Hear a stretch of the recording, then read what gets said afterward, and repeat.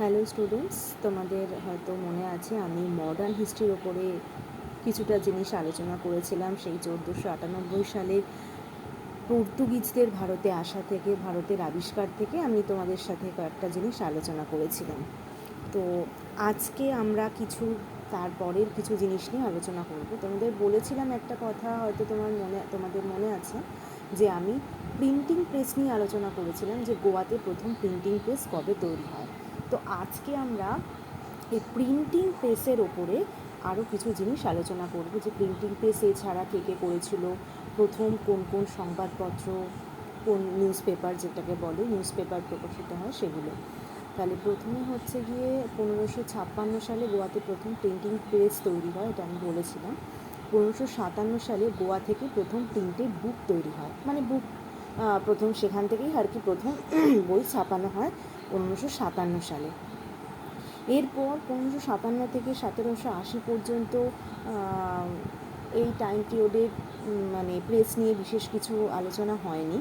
1780 সালে আবার James Augustus Hicky হচ্ছে গিয়ে এই প্রেস থেকে প্রথম হচ্ছে গিয়ে উইকলি নিউজ পেপার, বা যেটাকে বলে সাপ্তাহিক সংবাদপত্র, বেঙ্গল গেজেট প্রকাশ করেছিল। তিনি ছিলেন আইরিশ, এবং এই পেপারে তিনি মানে একজন আইরিশ হয়েও তিনি হচ্ছে সেই সময় যে সমস্ত করাপশানগুলো চলতো, ব্রিটিশদের যে সমস্ত হচ্ছে গিয়ে নীতিগুলো চলতো ভারতীয়দের ওপর, যে নীতিগুলোর মাধ্যমে তারা আমাদের ওপর নিজেদের কর্তৃত্ব প্রকাশ করার চেষ্টা করতো, সেগুলো হচ্ছে গিয়ে তিনি বেঙ্গল গেজেটে প্রকাশ করেছিলেন। কিন্তু সেটা 1872 সালে সেই পেপার হচ্ছে গিয়ে বন্ধ হয়ে যায়। তারপর দেখো 1816 সালে বাঙালি হচ্ছে গঙ্গাধর ভট্টাচার্য আবার বেঙ্গল গেজেট প্রকাশ করেন। তিনি করেছিলেন হচ্ছে বাংলা ভাষায়। জেমস অগাস্টাস হিকি করেছিলেন ইংরেজি ভাষায়।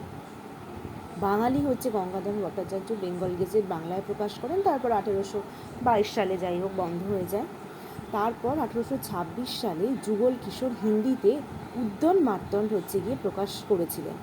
আচ্ছা, বাকি যে পেপারগুলো ছিল সেখানে সাধারণত হচ্ছে গিয়ে শুধু করাপশান নিয়ে রাজনীতি বিষয়ক আলোচনা করা হতো। কিন্তু যুগল কিশোর যে হিন্দিতে উদ্যন মার্তণ্ড যে যে নিউজ পেপারটা প্রকাশ করেছিল, এতে প্রচুর কন্টেন্ট ছিল, গল্প ছিল, উপন্যাস ছিল, মানে পড়ার মতো বিষয়বস্তু ছিল, যেটা অনেককে আগ্রহী করেছিল, উৎসাহী করেছিল। কিন্তু তা সত্ত্বেও 1832 সালে সেটা বন্ধ হয়ে যায়। তারপর 1821 সালে রাজা রামমোহন রায় প্রথম ন্যাশনাল প্রেস আবিষ্কার করেন, ন্যাশনাল প্রেস তৈরি করেন, এবং সেখানে তিনি সংবাদ কৌমুদি তিনি প্রথম বাংলায় প্রকাশ করেছিলেন, এবং এরই সময়কালে মিরাদুল আকবর পার্সিয়ান ভাষায় প্রকাশ করেছিলেন, একই জিনিস। আচ্ছা, 1878 সালে হচ্ছে গিয়ে ভার্নাকুলার অ্যাক্ট হচ্ছে লর্ড রিটন তিনি প্রকাশ করেছিলেন। তো এই অ্যাক্ট অনুযায়ী কী ছিল, এই অ্যাক্টে বলা হয়েছিল যে সেখানকার মানে যেখানকার অধিবাসী, যেখানকার মানুষেরা হচ্ছে থাকবে, যেখানে যে কালচারের মানুষরা রয়েছে, তারা সেই ভাষাতেই হচ্ছে গিয়ে নিউজ পেপার প্রকাশ করতে পারবে। কিন্তু যদি ইংরেজদের বিরুদ্ধে কোনো রকম কোনো কিছু প্রকাশ করে, তখন তাদেরকে কিন্তু সেই প্রেস বন্ধ করা, বা সেই সংবাদপত্র তারা যেটা প্রকাশ করছে সেটা তাদেরকে বন্ধ করার জন্য তাদেরকে হচ্ছে ওয়ার্নিং দেওয়া হবে। এইটা ছিল ভার্নাকুলার অ্যাক্টের হচ্ছে মূল বক্তব্য, যে যেখানে যে লোকেরা রয়েছে তারা সেখানকার হচ্ছে স্থানীয় যে ভাষা, সেই ভাষায় তারা হচ্ছে লিখতে পারে সংবাদপত্র। তো যেহেতু সেই সময়তে রাজনীতি বিষয়ক আলোচনা চলছিলই, সেই কারণে যে যখন সংবাদপত্র প্রকাশ করেছিল, তারা ইংরেজদের বিরুদ্ধে গিয়ে ইংরেজরা আমাদের ওপর কীভাবে কী চাপাচ্ছে সেগুলো নিয়েই হচ্ছে গিয়ে সবাই আলোচনা করত। তো এর প্রথম শিকার হয়েছিল, মানে এই ভার্নাকুলার অ্যাক্ট প্রথম চাপানো হয়েছিল, প্রথম এর শিকার হয় ঈশ্বরচন্দ্র বিদ্যাসাগরের সোমপ্রকাশ পত্রিকার ওপরে। এই অ্যাক্ট হচ্ছে গিয়ে ইম্পোজ করা হয়, মানে এই অ্যাক্ট চাপানো হয়, কারণ ঈশ্বরচন্দ্র বিদ্যাসাগর স্বাভাবিকভাবে ইংরেজদের বিরুদ্ধাচরণ করছিলেন, তাই এই পত্রিকা বন্ধ করে দেওয়া হয়। তারপর দ্বিতীয় হচ্ছে শিশির কুমার ঘোষের অমৃত ভারত পত্রিকাতেও এই অ্যাক্ট চাপানো হয়। কিন্তু শিশির কুমার ঘোষ হচ্ছে গিয়ে রাতারাতি তার পেপার, মানে যেহেতু সে বাঙালি ছিল, সে বাংলা ভাষায় সংবাদপত্র প্রকাশ করেছিল, কিন্তু সে রাতারাতি হচ্ছে সেটাকে ইংলিশ ল্যাঙ্গুয়েজে ট্রান্সফার করে নেয়। এই ভার্নাকুলার অ্যাক্ট অনুযায়ী বলা হয়েছিল যে যে যে অঞ্চলে থাকবে সেখানকার স্থানীয় ভাষাতে হচ্ছে গিয়ে সে পেপার লিখতে পারে, কিন্তু যদি স্থানীয় ভাষাতে না লিখে যদি সে ইংরেজি ভাষায় লেখে তাহলে কিন্তু তাকে কিছু করা যাবে না। সেই জন্যে অমৃতবাজার পত্রিকা সেটা হচ্ছে গিয়ে বন্ধ করতে পারেনি ইংরেজরা। তারপর 1881 সালে লর্ড রিপন এই পত্রিকা বন্ধ করে দেয়। তারপরে হচ্ছে জাজ মানে কোর্টের ব্যাপার আসে, এবং সেখানে হচ্ছে গিয়ে সবসময়তে ইউরোপিয়ান যারা রয়েছে জাজ তাদেরকে সবসময় বেশি প্রাধান্য দেওয়া হতো, কিন্তু ইন্ডিয়ান এবং ইউরোপিয়ান জাজদের যাতে সমানভাবে গুরুত্ব দেওয়া হয় তার জন্য 1883 সালে হচ্ছে ইলবার্ট বিল পাশ করে, যে ইউরোপিয়ান জাজরাও যেরকম সুযোগ সুবিধা পাবে ভারতীয়রাও পাবে, কিন্তু এর সাথে একটা কথা জুড়ে দেওয়া হয় যে যদি কোনো যদি কোনো ভারতীয় জাজের কাছে যদি কেউ সাহায্য চাইতে আসে তাকে সবার প্রথমে ইউরোপিয়ান যে জাজ রয়েছে তার কনসেন্ট নিতে হবে, অর্থাৎ তার অনুমতি নিতে হবে, এটা ছাড়া সে জাজ করতে পারবে না। এই রকমভাবে চাপানো হয়েছিল যাতে সবসময় ভারতীয়দের সবসময় ডমিনেট করে রাখতে পারে ইংরেজরা, নিজেদের দখলে নিতে পারে। এবার হচ্ছে আমরা সেই সময়কার দুটো ইম্পর্টেন্ট নীতি নিয়ে আমরা আলোচনা করব, যেটা ইংরেজরা ভারতীয়দের ওপর চাপিয়েছিল শুধুমাত্র ভারতীয়দের থেকে একটু একটু করে কিভাবে যাতে রাজ্য সম্পদ লুট করে নেওয়া যায়। তারা ডিরেক্টলি কিছু করেনি, কিন্তু তারা সবসময়ই ভারতের ওপর তারা আক্রমণ কিন্তু করে গেছে, কখনো প্রত্যক্ষভাবে কখনো পরোক্ষভাবে। তো সাবসিডারি অ্যালায়েন্স অর্থাৎ যেটাকে বাংলায় বলে সহায়ক সঙ্গী, 1798 থেকে 1805 সাল পর্যন্ত গভর্নর জেনারেল ছিলেন লর্ড ওয়েলেসলি। সাবসিডারি অ্যালায়েন্সের দেখো কিছু বৈশিষ্ট্য লেখা রয়েছে। এই নীতি অনুযায়ী কী ছিল যে মানে এই অ্যালায়েন্স মানে কারা কীভাবে নিতে পারবে, বলা হতো যে ব্রিটিশদের থেকে সাহায্য নিতে গেলে যেহেতু ব্রিটিশরা সবসময়তেই মানে কোনো রকম বন্দুকের দিক থেকেই বলো বা সৈন্যের দিক থেকেই বলো এরা সবসময় ভীষণভাবে শক্তিশালী ছিল, তো সবাই চাইতো ব্রিটিশদের থেকে সাহায্য নিতে, কিন্তু ব্রিটিশরা এই সাহায্য নেওয়াটাকে তারা হচ্ছে অন্যভাবে তারা দেখত। কী করতো তারা? ব্রিটিশরা হচ্ছে গিয়ে মনে করতো ব্রিটিশদের কাছ থেকে সাহায্য নিতে গেলে ব্রিটিশরা হচ্ছে কিছু সৈন্য তাদের সেই রাজ্যগুলিতে পাঠাতো, এবং বলা হতো সেই রাজ্যগুলি যে রাজ্যে পাঠাচ্ছে সেই রাজা নিজেদের কোনো সৈন্য রাখতে পারবে না, এবং ব্রিটিশদের সৈন্যের যাবতীয় খরচ হচ্ছে সেখানকার রাজ্যকে দিতে হবে, রাজাকে দিতে হবে। যদি কোনো মাসে সারা সে খরচা দিতে না পারে তাহলে ব্রিটিশ সেই রাজ্যের কিছুটা পরিমাণ অংশ একটু একটু একটু একটু করে দখল করতে থাকবে।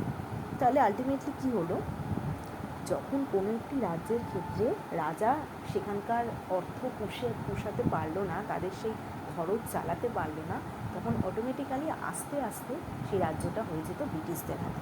তাহলে একদিক থেকে সাহায্য করলেও ব্রিটিশরা অন্য দিক থেকে কিন্তু ঠিকই সেখান থেকে সবটা বুঝে নিত।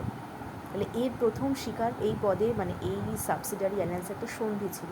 এখানে প্রথম স্বাক্ষর করেছিল হায়দ্রাবাদ 1798 সালে, তারপর টিপু সুলতানের ছেলে ফাতে আলী 1709 সালে, তারপর এক এক করে তাঞ্জোর 1799 সালে, অবধ 1801 সালে, পেশোয়ার 1802 সালে, 1818 পর্যন্ত আবার হোলকার রাজ্য চলেছিল। এই অ্যালায়েন্সের মধ্যে দিয়ে এই রাজ্যগুলো ব্রিটিশরা দখল করে নিয়েছিল। আরেকটা ইম্পর্টেন্ট জিনিস ছিল, সেটা হচ্ছে কি doctrine of lapse. Doctrine of lapse শর্ত বিলোপ নীতি। এটাও ছিল আরেকটা ইংরেজদের ট্রিকি চাল, যেটাকে বলে একদিক থেকে সাহায্য করলে অন্য দিক থেকে ঠিকই তারা নিয়ে নিত। কী করতো? 1848 থেকে 1856 সাল পর্যন্ত গভর্নর জেনারেল হয়ে এসেছিলেন লর্ড ডালহৌসি। এই নীতি তিনি এনেছিলেন। এই নীতি অনুযায়ী কোনো রাজ্য ব্রিটিশের আন্ডারে যদি থাকতো, ব্রিটিশদের যদি শাসনাধীনে থাকতো, এবং সেই রাজ্যের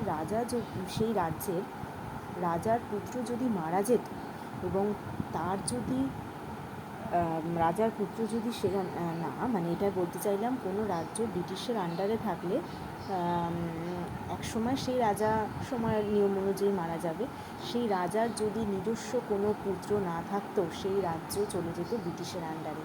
রাজার যদি কোনো দত্তক পুত্র থাকতো তাকে কিন্তু এই অধিকার দেওয়া হতো না। এইটাকে বলা হতো ডক্ট্রিন অফ ল্যাপস বা সত্যবিলোপ নীতি। এর দ্বারা যে রাজ্যগুলি ব্রিটিশ দখল করেছিল সেগুলি হচ্ছে গিয়ে সাতারা, জয়পুর, সম্বলপুর, উদয়পুর, ভগৎ, ঝাঁসি, নাগপুর, অবধ। শালগুলো দেখতে পাচ্ছ, ওগুলো আর আমি বলছি না। এই ছিল তাদের দুটো, মানে ইংরেজদের দুটো এমন একটা নীতি যার মাধ্যমে তারা একদিক থেকে সাহায্য করলে অন্য দিক থেকে তারা ঠিকই নিয়ে নিত, মানে সাবসিডারি অ্যালায়েন্স আর হচ্ছে গিয়ে ডক্ট্রিন অফ ল্যাপস।